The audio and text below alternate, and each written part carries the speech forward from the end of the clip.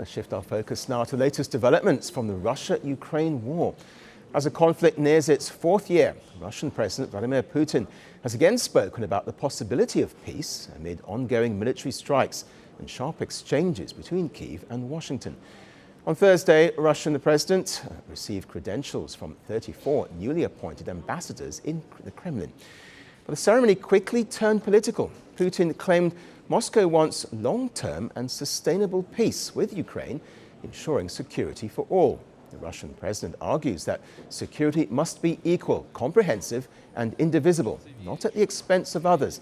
He said that ignoring Russia's interests ultimately led to the Ukraine crisis, warning that further sidelining Moscow's concerns might damage wider global stability.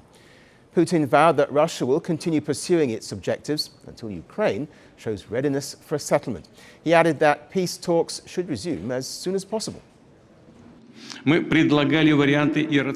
proposed options and rational solutions that could satisfy everyone in America, Europe, Asia, and in the whole world. We believe that it would be worth returning to a substantive discussion of them in order to secure the conditions under which a peaceful resolution to the conflict in Ukraine can be achieved, and the sooner the better. Putin also called for renewed discussions on Russia's vision of a fair and inclusive security, reiterating his readiness to restore ties with European nations. We hope that the realization that this is needed will come sooner or later.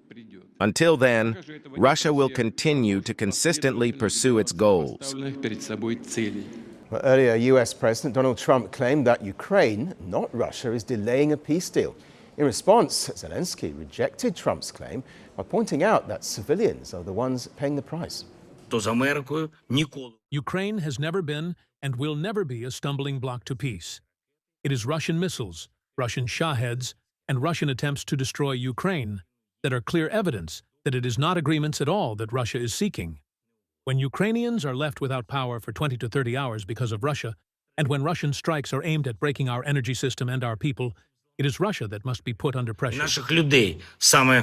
Well, meanwhile, the Kremlin has countered, saying Ukraine is running out of options as Russian attacks intensify across the country. On Thursday, Russian forces struck a major energy facility in Ukraine's second-largest city, Kharkiv.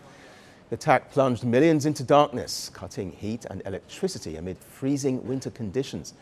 Following this, Zelensky announced a state of emergency across Ukraine's energy sector. Russia also intensified attacks on ports in Ukraine's southern Odessa region. Well, from oil refineries and gas pipelines to thermal and nuclear power facilities, energy infrastructure remains a prime target for Russia, as well as Ukraine.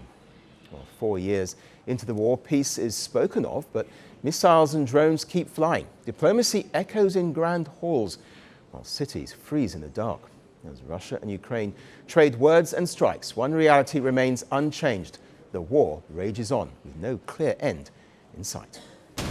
The world doesn't fit in boxes, so why should your news? From battlefields to negotiation tables, from internet outrage to real-world injustice. The conversations everyone is having and the ones they're avoiding. It's the same show, but this new year, Firstpost America gets a new look. I'm Kerry Johnston, and this is Firstpost America.